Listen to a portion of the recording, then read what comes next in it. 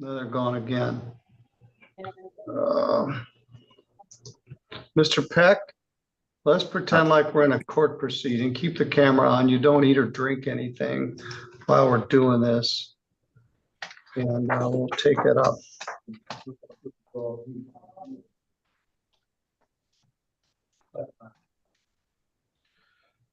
All right, we kind of bumped our way through the first case. We've gone through the rights with Mr. Peck, and we'll address his case, and then we'll take up our next one.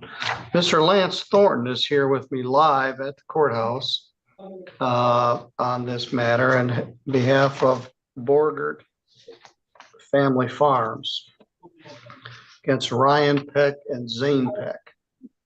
Zane Peck is not here, but Ryan is. So both are there? Okay, Zane and Ryan, both defendants are present.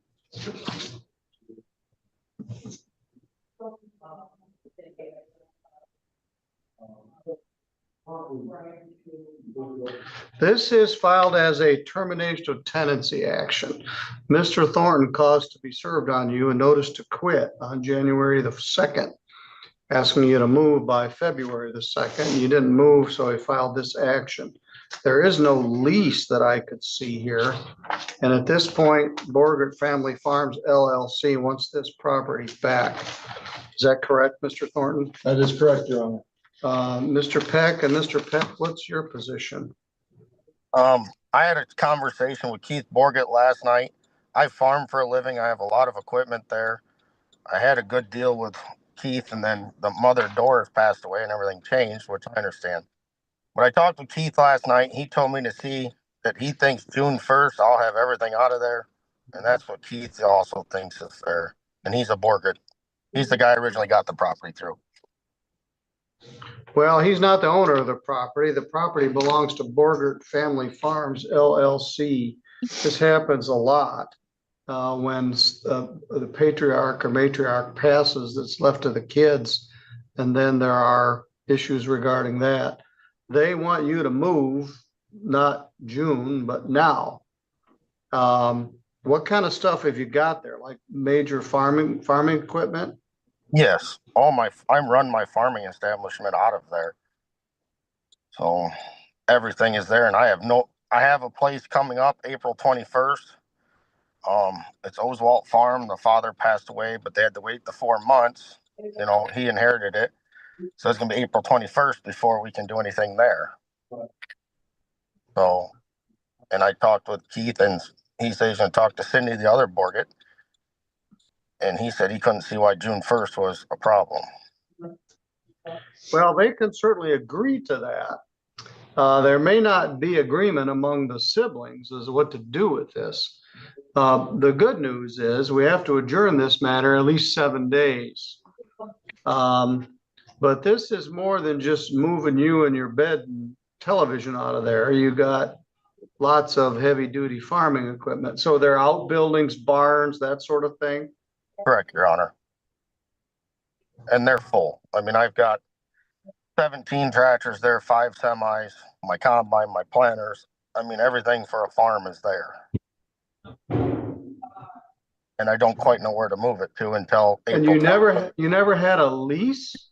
No, me and Keith are good old country boys, and a handshake is what I go by, but I will never do that again. So, The unfortunate part, Your Honor, is Keith Borgert never had authority to rent the premises. And he told me he did, and, you know, I've been there 2 years, and nobody's ever said a word until Doris passed away.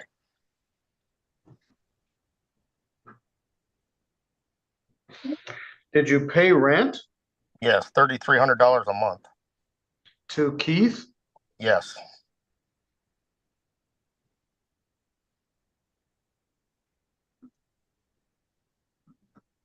Well, that's a pretty good deal for him.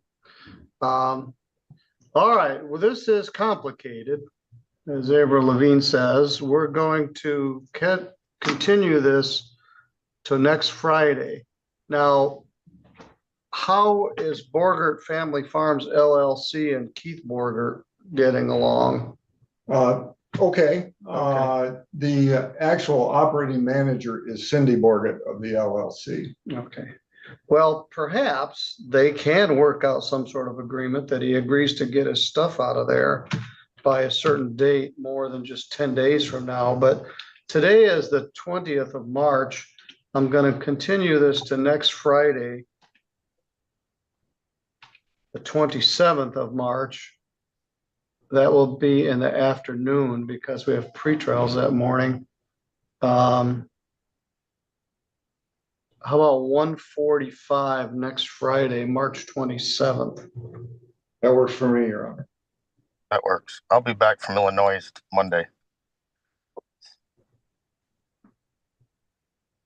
Now, in the ensuing week, it'd be very helpful if you and Mr. Thorne and all the Borgerts got on the same page. There could be some sort of agreement where they would issue a conditional order of dismissal.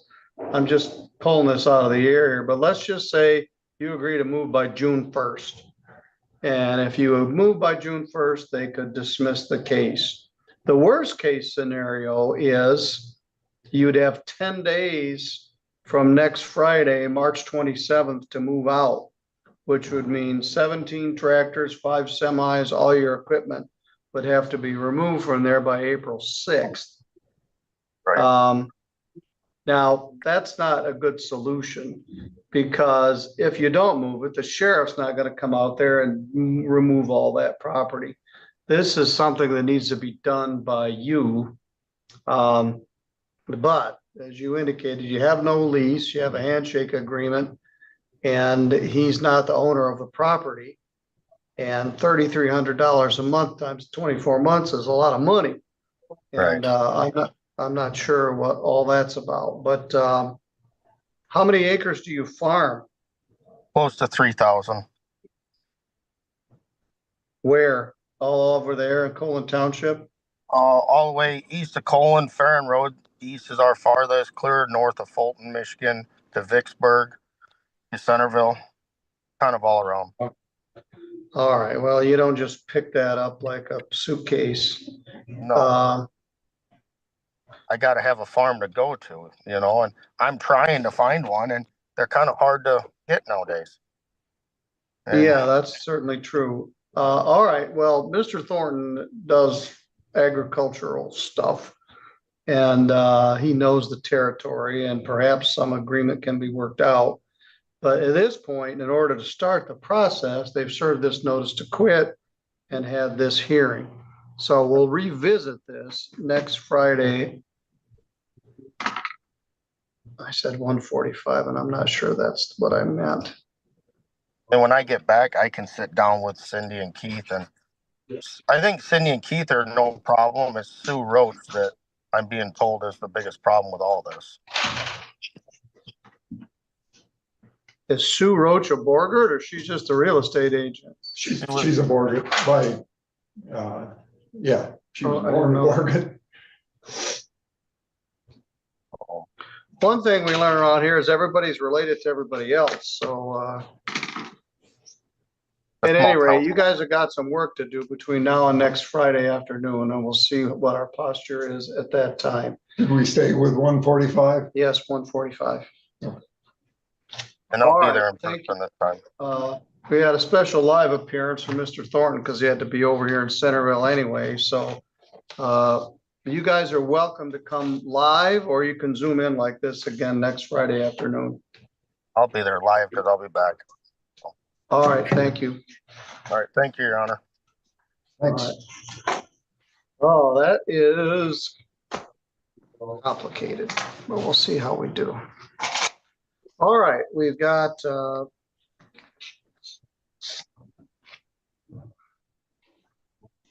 thank you, Mr. Thornton. We've got John Beachy and Megan Sudbury. We've got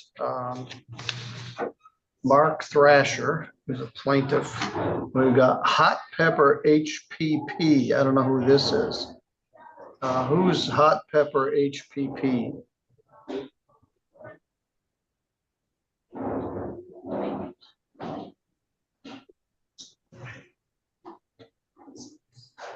Good morning. What's your name? You'd unmute your microphone. I'm gonna retire and teach people how to unmute their microphone as a career.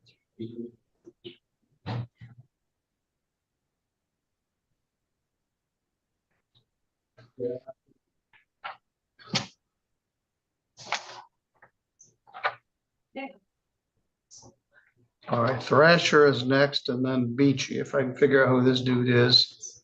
Hot Pepper.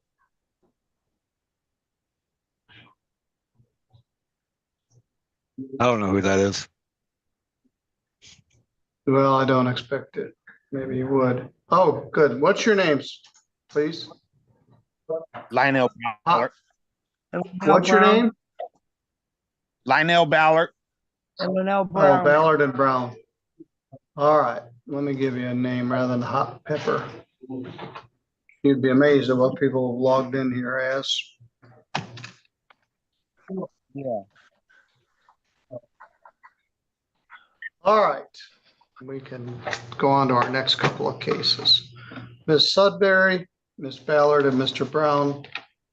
And I guess that's it. Mr. Neff isn't here in Mr. Thrasher's case. You are defendants in a landlord-tenant case. In Ballard and Brown, it's a termination of tenancy. In Thrasher, it's a termination of tenancy. And in Beachy, it's a termination of tenancy. In each case, your landlord wants you to move. You have the right to hire an attorney in that situation. If you cannot afford an attorney, you could see if legal aid would represent you in this case, or you could seek other legal advice. You have a right to have the case heard here in St. Joseph County, right here where I'm located. The state Supreme Court says I'm supposed to tell you that, but it's never been an issue, not even one time, but it might be one day. Anyway, you have a right to have the case heard here in Centerville. You have the right to demand a jury trial.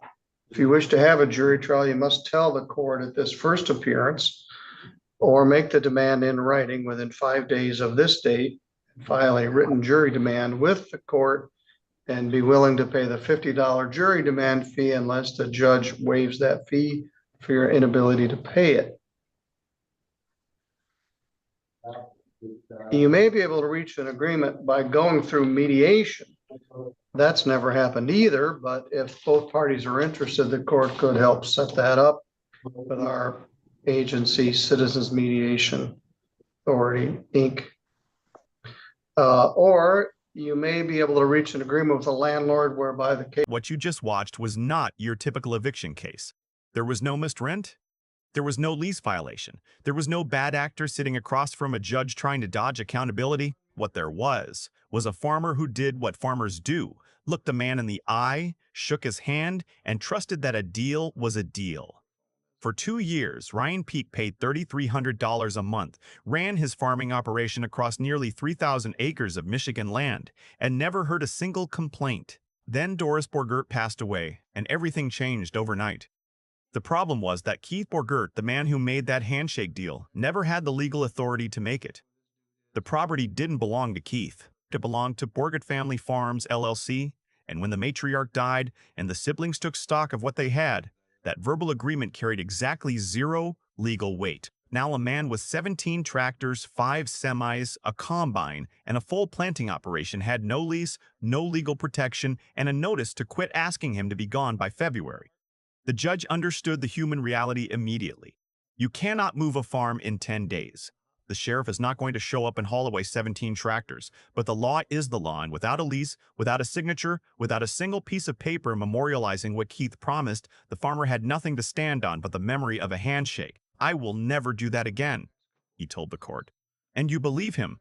The lesson here is one of the oldest in property law. If it is not in writing, it does not exist. A handshake is a gesture of trust. A lease is a legal document. Only one of them will protect you when the other person dies and their family decides they want something different. The judge gave both sides a week to figure it out. Whether they did is another story. If you found this case as eye-opening as we did, hit that like button, drop your thoughts in the comments, and subscribe for more real courtroom breakdowns because justice never gets old.